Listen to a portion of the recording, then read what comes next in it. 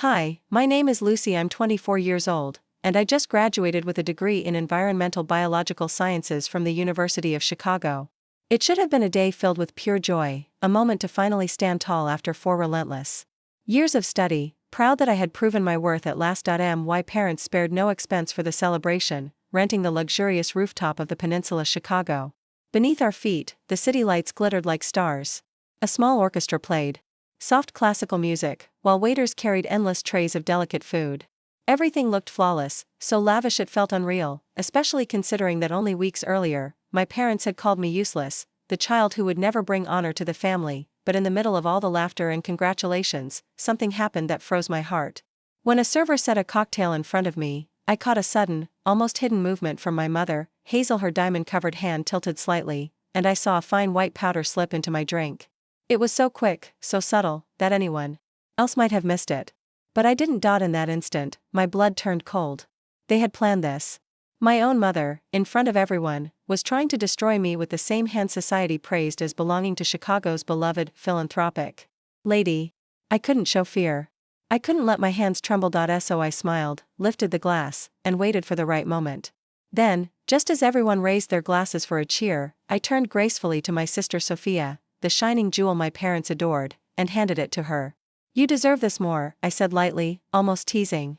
Sophia beamed, raised the glass, and drank without a second thought. That night, under the glittering lights of Chicago, I realized a terrible truth. The very people who should have protected me, my own blood, were the ones trying to destroy me. But before I continue, let me pause and ask you something. Tell me in the comments where you're watching from. And let me ask, have you ever had to stand up for your worth, even when the person hurting you is your own family? I was born into a household the outside world adored, a family the city called Chicago's perfect model. My father, Jack, was one of Illinois' most successful pharmaceutical businessmen. As CEO of Lee Pharmaceuticals, the press praised him as a symbol of America's pharmaceutical industry. He appeared on Forbes covers, spoke at lavish conferences, and lectured on business at prestigious universities. But behind that image was a man who was cold, calculating, and who valued profit far above family. To him, Sophia and I weren't daughters. We were chess pieces, props to display a perfect family empire. My mother, Hazel, was no different. She came from a long line of doctors, raised to believe that status and reputation mattered above all else. She was the kind of woman whose magazine photos were retouched to flawless perfection, who demanded every public appearance leave people in awe. And in her eyes, Sophia was the flawless continuation of the Lee legacy, brilliant, graceful, a Harvard Business School graduate, and already climbing the corporate ladder.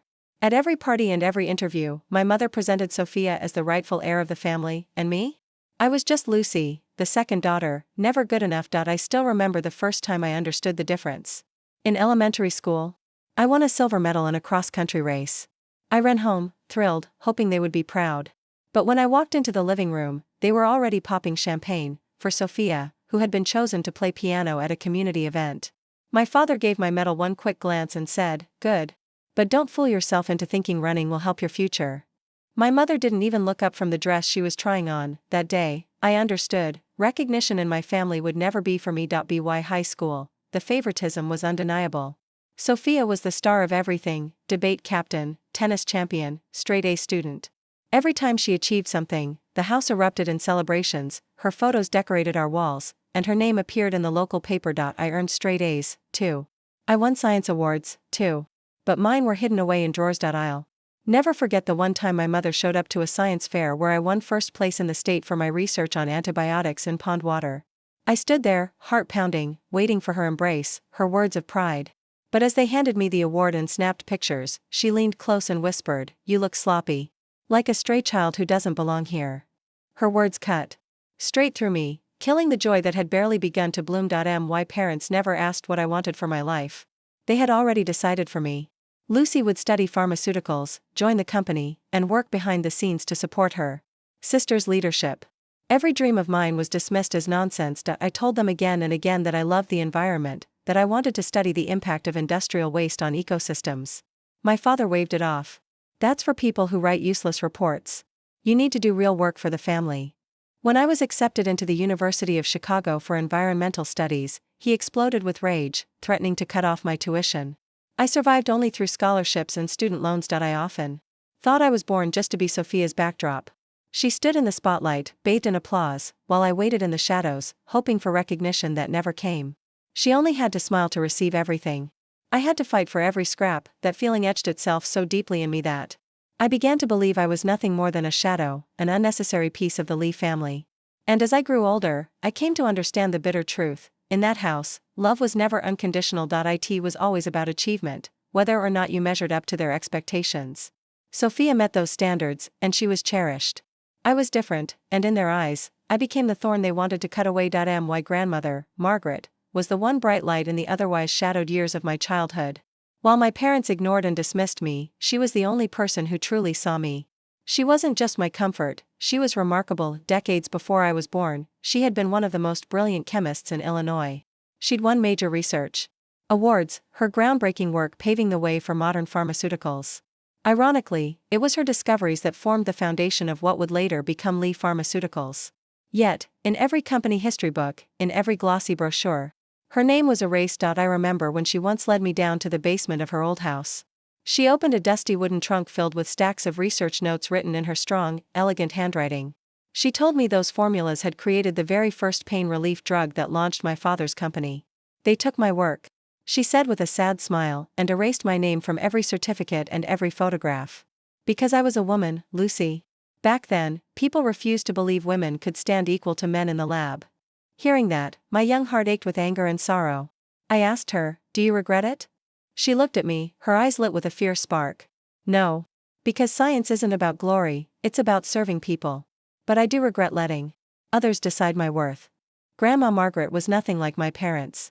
Where my father saw only profit and power, she saw people, future generations. She often told me, "Never let anyone tell you your passion is meaningless. If you care for the environment, follow it. If you want to fight, then fight. Don't become anyone's shadow, not even the shadow of this family." Those words became my compass. They steadied me every time my father scolded me or my mother tore me down. And what my parents never knew was that my grandmother had prepared a secret gift for me. When I was little, she would say, "One day you'll be free, Lucy. You'll have the strength to stand on your own." I thought she was just trying to comfort me. But in truth, she had quietly set up a trust fund in my name, worth $10 million. The conditions were simple: I would only receive it once I graduated from college or turned 25, whichever came later. It wasn't just money. It was my escape. I learned about it when I was 16, shortly before she passed away. She called me into her room, held my hand tightly, her eyes clouded by illness but still glowing with pride. "Lucy," she whispered, "I won't let you spend your life trapped in this cycle of injustice.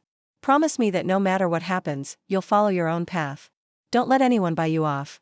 Don't let anyone force you." At the time, I didn't fully understand, but I nodded. A few months later, she was gone, leaving behind a hollow ache that never faded. My parents didn't learn about the trust until 3 months before my college graduation.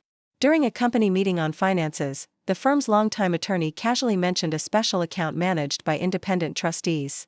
He assumed my parents already knew. But the moment he spoke, I saw my father's face drain of color and my mother's eyes turn cold as ice. After the meeting, they said nothing to me, but I knew the storm had begun. From that day on, their contempt shifted into something darker. It was no longer dismissal, it was quiet hostility. They understood that with that inheritance, I would be free. I wouldn't need the company, I wouldn't need the prestige of the Lee family name, and I might even have the strength to stand against them. They were afraid. Because I was no longer just the defiant child. I was becoming a threat, and I began to see the trust fund for what it truly was, not just an inheritance, but proof that my grandmother believed in me. Proof that she trusted my integrity, that she saw me as the one to break the toxic cycle binding our family. But that trust, combined with what I uncovered about the company's secrets, made me a target. My parents weren't only worried about the money. They wanted to protect the empire they had built on my grandmother's stolen brilliance. And in their eyes, the only way to protect it was to erase me from the picture. I discovered the truth during my final semester at the University of Chicago. I joined a field research project through the Environmental Science Department in partnership with a local conservation agency. Our site was the Cowlitz River, a waterway cutting through multiple industrial zones on Chicago's south side, long suspected of contamination. I chose the project not only out of scientific passion, but because I had an unshakable instinct that something there was waiting to be uncovered. At first, the work was routine, collecting water and sediment samples, running lab tests, measuring pH levels, dissolved oxygen, and checking for heavy metals. But right from the start, I saw alarming irregularities. Mercury and lead levels far exceeded EPA safety standards. The deeper we dug, the more unsettling the truth became. Hidden in the samples were traces of pharmaceutical chemicals, synthetic compounds I instantly recognized from industry journals. Normally, these substances appear only in untreated wastewater from drug manufacturing plants. When I showed my results to my supervising professor, he simply nodded. "We've suspected this for years," he said quietly. "But no one's ever had enough evidence to prove it." That's when a thought struck me, one I didn't dare speak aloud. Could my own father's company, Lee Pharmaceuticals, be responsible? In the weeks that followed, I spent every spare moment testing new sections of the river. The current carried me closer to an industrial site on the west side, where a sign read, "West Facility, Lee Pharmaceuticals." My heart pounded. Everything I was finding pointed back to my own family. I dug deeper, combing through the facility's public wastewater reports. On paper, the numbers looked flawless, too flawless. From my internship experience, I knew no system ever ran that perfectly. Something was being hidden. Quietly, I began collecting proof, photos, test results, every detail written in a private notebook. Sample after sample piled up. And then I found it. Just outside the plant gates, I detected dangerously high levels of a compound called cyclopentyl, a drug so new it wasn't even on standard testing lists yet. But I recognized it instantly. I'd seen it mentioned in Lee Pharmaceuticals' internal research documents. It wasn't a coincidence. It could only have come from their labs. My stomach twisted. On one side, I was a scientist bound by truth. On the other, this was my family, my parents' company, where even my sister Sophia now held a management role. Exposing them would be like aiming a weapon at my own bloodline. But then I remembered my grandmother's words, "Never let anyone decide your worth." If she were still alive, I knew she'd want me to choose what was right. That night in my dorm room, staring at the stack of evidence, I made my choice. If I stayed silent, thousands along the Calais River would pay the price. Polluted water doesn't just cause illness, it destroys ecosystems, wipes out fish populations, and poisons future generations. I couldn't ignore it. So I confronted my parents. At dinner one evening, I laid the printed results across the table. My voice trembled, but it didn't break. "I know what's happening at the West facility. I have data. I have evidence. If you don't stop the dumping, I'll report it." The room froze. My father's eyes lifted from his glass, sharp as blades. My mother pressed her lips together, hands tightening in her lap. Sophia stared in shock. Finally, my father, Jack, spoke in a low, cold voice. "You don't understand what you're saying, Lucy. There are forces bigger than you.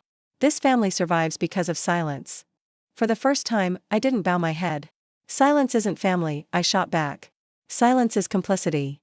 From that moment, I knew there was no turning back. I doubled down, collecting duplicate sets of data, photographing samples, keeping detailed logs of time and place. I encrypted everything on a private hard drive, just in case. Deep down, I knew my parents wouldn't let this go. My inheritance from my grandmother had already set me apart. Now, I was the one thorn in the Lee family they couldn't remove. And then the atmosphere shifted. Before, every call from home had been filled with criticism, about my field of study, about not joining the company. But only days after I dared to expose them, the tone changed.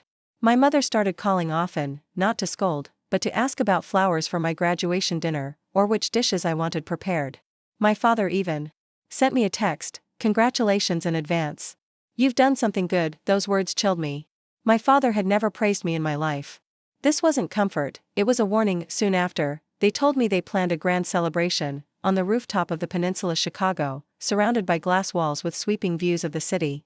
"You deserve a party worthy of you," my mother said sweetly, her sugary tone rang hollow. Nothing my parents did ever came without strings. In the days before graduation, I prepared. I finished my group's research files, but I also secured myself. One copy of the evidence stayed at the university. Another on my hard drive. A third with my supervising professor, insurance, in case I disappeared. I told no one. Not even Emily or Noah, my closest friends. I couldn't drag them into this danger point. One evening, just days before graduation, I came home for dinner and paused outside my father's study. I hadn't meant to eavesdrop, but the sharp edge in my mother's voice stopped me cold. "Jack, are you sure this is necessary? What if someone finds out?" she asked, her tone trembling with fear.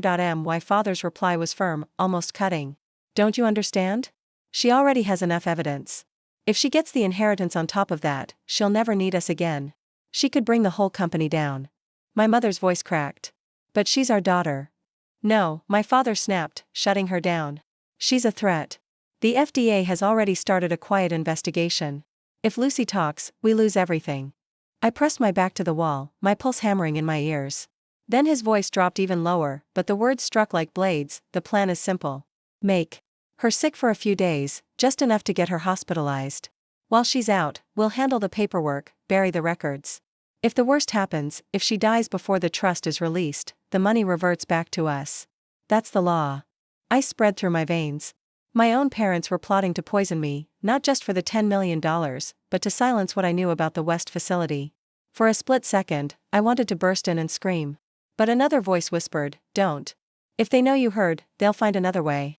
Something worse, forcing myself to breathe, I stepped back, walked to the living room, and pretended nothing had happened. That evening, Sophia sat beside me, glowing as she chattered about her work at the company.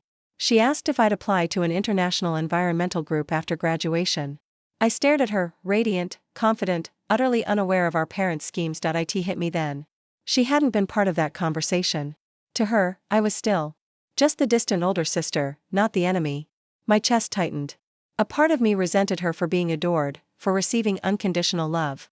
Yet another part wanted to protect her, to shield her from being dragged into their ruthless games. I knew in a matter of days, everything would erupt. And I had to be ready. From the outside, those last days before graduation looked bright, full of joy. But for me, they were heavy with dread, like a fog pressing in on all sides. My parents smiled sweetly, spoke gently, but every glance, every gesture reeked of deceit. I couldn't shake the fear that the celebration they planned wasn't to honor me, but to end me. The most terrifying part? I couldn't tell anyone. Not even the people I loved. Because if I did, they could be pulled down with me. That was when I understood, the battle for my life had begun. And I, Lucy, would have to walk alone into the truth. The night of my graduation party arrived at last. I stepped out of the glass elevator onto the rooftop of the peninsula in Chicago, and nearly staggered at the spectacle before me. Golden ribbons of light wrapped around marble columns. Banquet tables gleamed under imported orchids. A string ensemble played soft, elegant notes that floated above the clink of champagne glasses. To outsiders, it was a dazzling tribute from a powerful family to their daughter. But to me, every candle felt like a flame waiting to burn me alive. The rooftop was crowded with Chicago's elite, business partners, polished executives, high-powered attorneys, even a few magazine reporters. Among them, only a handful of faces were truly mine. Emily and Noah spotted me, rushing over in their rented gown and suit. They hugged me tight, and I forced a smile, grateful for their presence. At least I wasn't completely alone. Yet even as I laughed with my friends, I felt it, the weight of my parents' eyes. Watching. Calculating. Their smiles never faltered, but their gaze was that of hawks circling prey. Every move I made, they mirrored, keeping me within sight. Then I caught it, my father leaning close to Gerald, the company's longtime attorney. Gerald nodded, then looked at me with an appraising stare, like I was merchandise about to be auctioned. A chill ran down my spine. Gerald had always been my father's shield, the one drafting contracts, plugging loopholes, covering every secret. If he was here tonight, it wasn't for me. Just then, Sophia appeared at my side, radiant as ever, her smile lighting the night. She lifted her champagne glass and tapped me lightly on the shoulder. "Sis, everyone keeps asking me about your plans after graduation. Why are they so obsessed with that? Mom and Dad won't stop bringing it up." I looked at Sophia and saw the innocence in her eyes, shadowed by the faintest trace of unease. She still didn't see the truth behind it all. My chest tightened, tangled with emotions. Anger at how she'd always been favored. Pity for how blind she was to the fact that she, too, was just a piece on our parents' chessboard. I forced a smile. They probably just want to make sure I'll do the right thing for the family. Sophia frowned. But isn't this your moment? Why aren't they asking if you're happy, or what you want? That simple question cut through me like a blade. I turned away, sipping my water to avoid answering. When I looked back, I caught my mother's stare. Her smile was polished and perfect, but cold as wax. She stood among a circle of society women, her glass of wine glowing under the lights. Still, her eyes never left me. The press loved to call her a woman of the people. But I knew better. Behind that flawless mask beat a heart as cold as stone, willing to sacrifice anyone, even her own daughter, to preserve her throne. I drew in a steady breath. Every sense in me sharpened. I was standing in the predator's arena, and I was the prey. The laughter, the music, the chatter, they all blurred into background noise. All I could hear was the pounding of my own heart. My thoughts flashed to the notebook I had hidden away, filled with water sample data. As long as I lived, that truth could still come to light, and maybe that was exactly why my parents had decided I wouldn't leave this night alive, but I didn't tremble. I had already overheard their scheme. I was ready, and I swore to myself they wouldn't win so easily. The party reached its most formal stage. Golden lights spilled across the rooftop, glowing against the pristine white tablecloths arranged in a perfect circle around the stage. The soft hum of live jazz mingled with the delicate clinking of crystal glasses. Guests filled the space, business partners, a few journalists, and of course, the family lawyer. All of them waited to raise their glasses in honor of the Lee family's celebrated graduate. Or rather, in honor of Sophia, not me. I sat quietly in the navy blue dress Emily had chosen for me, my chest tight with unease. From the moment the evening began, my parents hadn't stopped watching me. Every gesture, every word I spoke, felt examined under a microscope. Whenever I greeted a guest, I caught my father's eyes flick toward me, only for him to turn away and whisper something to the family lawyer, the silver-haired man whose glasses caught the light with every shift of his head. And then, the moment I had dreaded arrived. My father rose to his feet, that gentle smile painted across his face, the same smile that once made me trust him as a child, but now only chilled me to the bone. He clapped his hands. The servers appeared, carrying a polished wooden box. Inside lay a bottle of red wine, presented like some priceless relic. This, my father began, his deep voice carrying with pride, is a bottle reserved only for the most special occasions in our family. Tonight, we celebrate Lucy's graduation and the bright future ahead of her. Nothing could be more fitting than to honor this moment with such a rare and precious wine. The guests burst into applause. Laughter filled the air. Phones rose to capture the scene, this carefully staged family moment. I smiled too, though inside, a sharp ache pressed against my chest. Then I noticed my father didn't let the servers pour the wine, as tradition demanded. He opened the bottle himself. With deliberate precision, he filled each glass by hand. When my glass was set before me, I tilted it just slightly, and my heart clenched. In the deep ruby swirl, I saw it. Fine dust, glittering faintly beneath the lights, particles not yet dissolved. My heartbeat pounded in my ears, each thud louder than the last. The words I had overheard the night before echoed in my mind. Just enough poison to make her sick. Hospitalized for a few days. Time to move the assets. My throat went dry, but I forced a calm smile. Around me, guests chatted and laughed, unaware of the storm brewing. My mother spoke with the women beside her, though her eyes never left me. My father raised his glass. Expectant, waiting for me to follow. In that tense moment, I leaned slightly and brushed Emily's hand under the table. She looked up, meeting my gaze.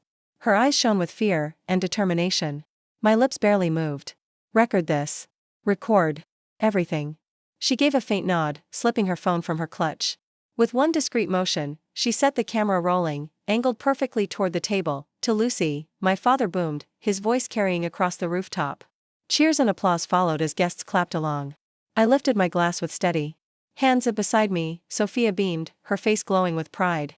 She had no idea, no clue of the darkness behind our parents' smiles. She never imagined they were capable of hurting their own child. My father's eyes burned into me, urging me to drink. I drew a steady breath, then turned to Sophia with a soft smile.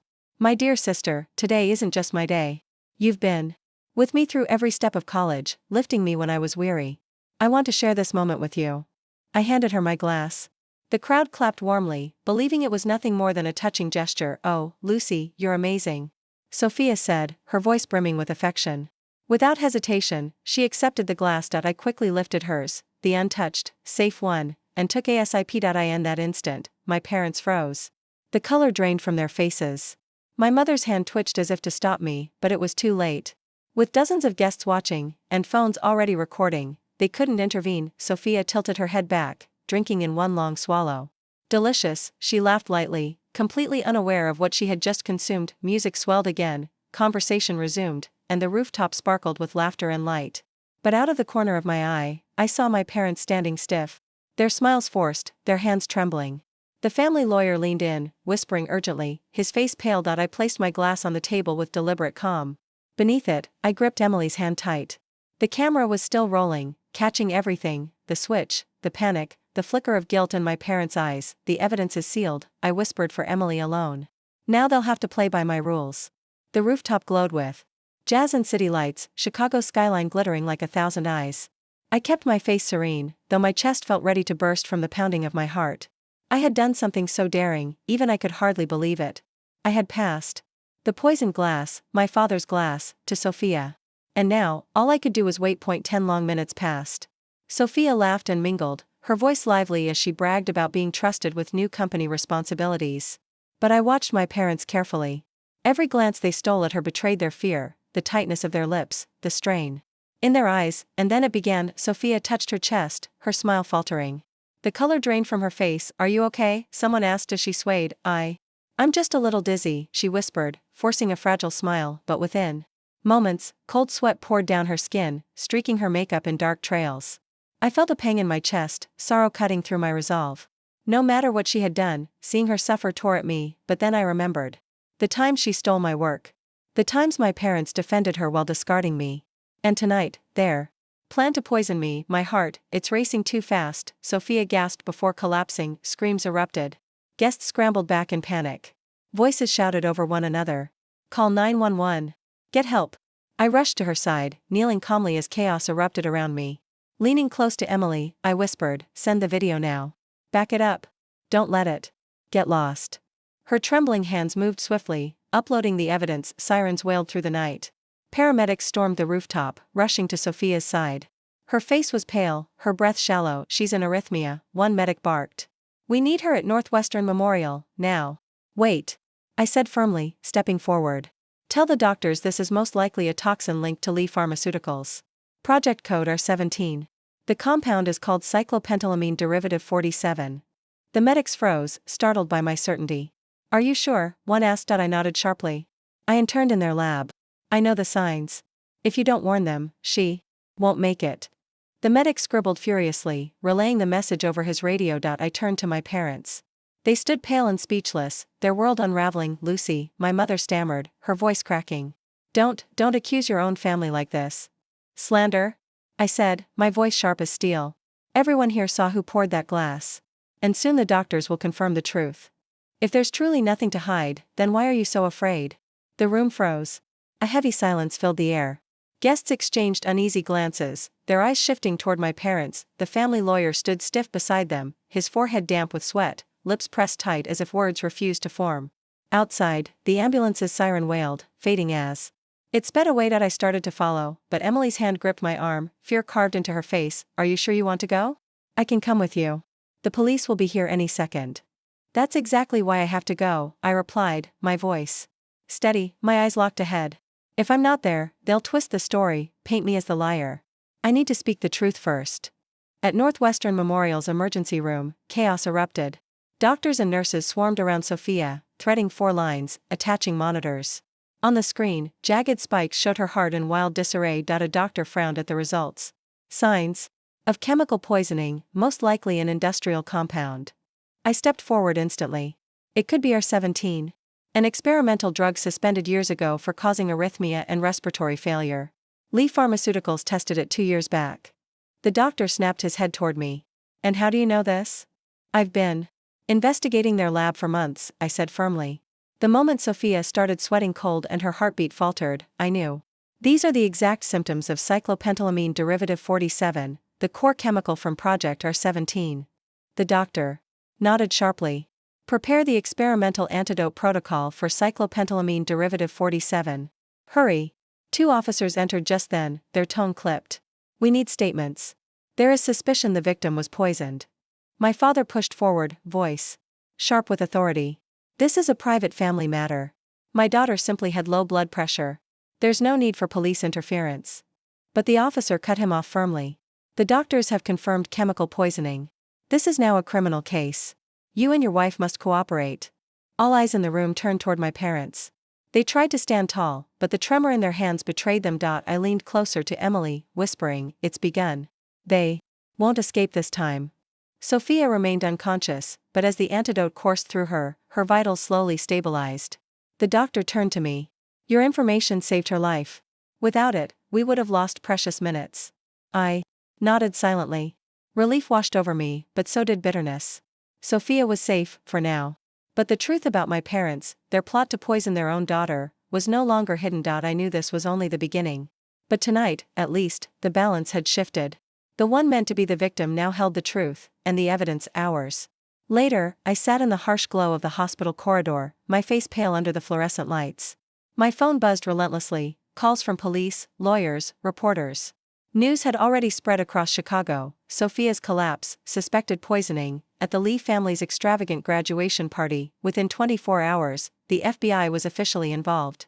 Not just because of the poisoning, but because of the trail that led straight into the labs of Lee Pharmaceuticals. I still remembered the way my parents whispered with the family lawyer, the way their eyes tracked my every move at the party.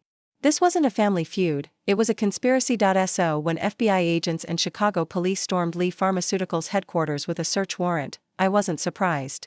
Box after box of files, hard drives, and records were seized, as if the entire dark history of my family was being dragged into the light. It took only days for toxicology experts to confirm it.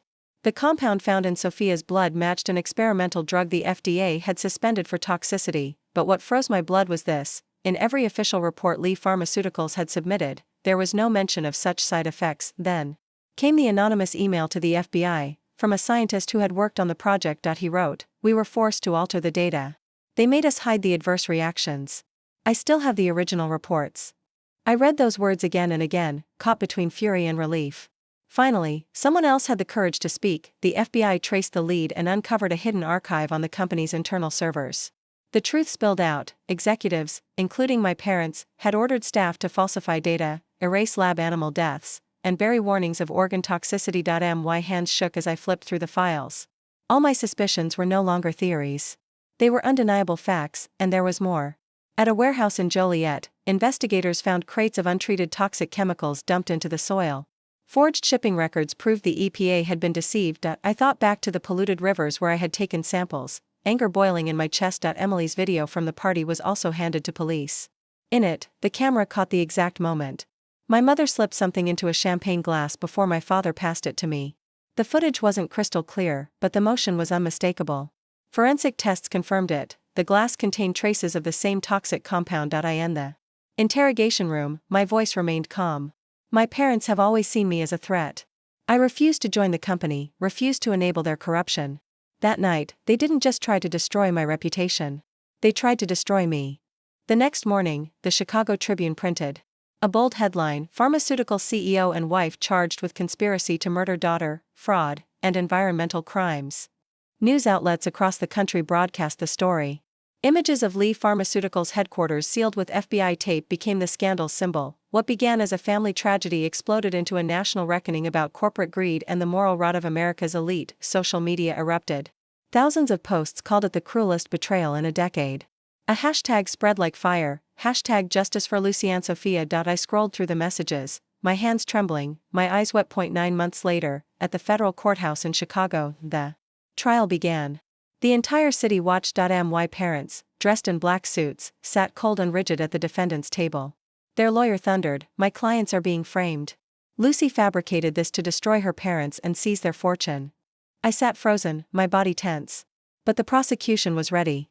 They presented the video, the toxicology results, the falsified reports, the testimony of employees. A map of toxic dumping sites lit up the courtroom screen, sending shocked murmurs through the crowd. Then Sophia, still weak but determined, stepped onto the witness stand. My heart clenched watching her trembling frame. Her voice shook, but her words cut through the silence. "I drank that glass of wine. Within minutes, I couldn't breathe. I thought I was going to die at my own graduation party. I don't want to believe it. But the truth is the truth." The courtroom fell silent. I caught a flicker of desperation in my father's eyes as he rose to his feet, his voice trembling, broken. "It's all a misunderstanding. My daughter is mistaken. We would never harm our own child." But before his words could settle, the prosecutor struck with the final blow: an email sent by my father to the research division: "Eliminate all adverse reaction data. If not, this project is dead." After weeks of testimony and relentless argument, the jury delivered its verdict: guilty on all counts: conspiracy to commit murder, financial fraud, document forgery, and gross violations of environmental law. The judge's gavel fell, his voice firm and unwavering. The defendants are sentenced to long-term federal prison. All personal and corporate assets are frozen. Leaf Pharmaceuticals is placed under court supervision, pending dissolution. The room erupted, cameras flashing, keyboards clattering, reporters whispering urgently. I closed my eyes as a single tear traced down my cheek. Not out of pity, but relief. At last, the truth was out. Sophia and I, once silenced, nearly erased, now stood as witnesses to the complete collapse of an empire. When the trial ended, Chicago was still in upheaval. Every headline, every broadcast carried my parents' names, forever tied to words like conspiracy, fraud, and environmental crimes. The pharmaceutical giant once hailed as the pride of the city was now stripped of everything, its empire dismantled, its legacy destroyed. The shadow they had cast over me for so many years, the one I thought I could never escape, finally crumbled to dust. I didn't feel joy at their downfall. Instead, a rare calm washed over me. For the first time, I no longer lived in fear. No longer needed to pretend I was fine beneath the crushing weight of others' judgment. After the trial, I left my cramped apartment downtown and moved into the lakeside home my grandmother had left behind. The old wooden house, its porch facing the shimmering waters of Lake Michigan, restored a sense of peace I hadn't felt since childhood. Sophia came too.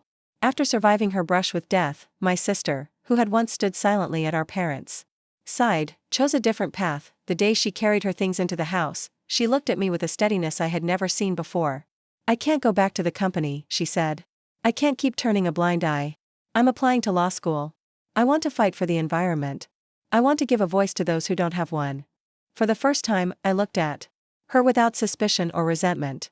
I finally understood. Her silence, her betrayal, had been born of fear. But now, she had chosen to stand up. Together, we built a new life in that lakeside home. Mornings were spent brewing coffee side by side, walking barefoot through dew-soaked grass. Afternoons, I poured myself into the most important project of my life, the Community Support Foundation. With the inheritance the court had rightfully returned to me, I didn't enrich myself. Instead, I built a fund to heal the wounds my family's crimes had caused, restoring poisoned water, funding medical care for the sick, and offering scholarships to students in law and public health. Real healing required action, tangible, lasting action. Meanwhile, Sophia immersed herself in law school applications. Many nights, I'd find her hunched over a desk, eyes red with exhaustion yet filled with determination. One night, she looked up at me, voice steady. "I wasted too many years in silence. But now, I'll turn that silence into strength." I smiled softly. "That's the best way to atone. Not for me, but for you. That's the best way to atone. Not for me, but for yourself."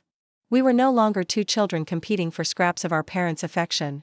We were allies now, bound not just by blood, but by respect, trust, and choice.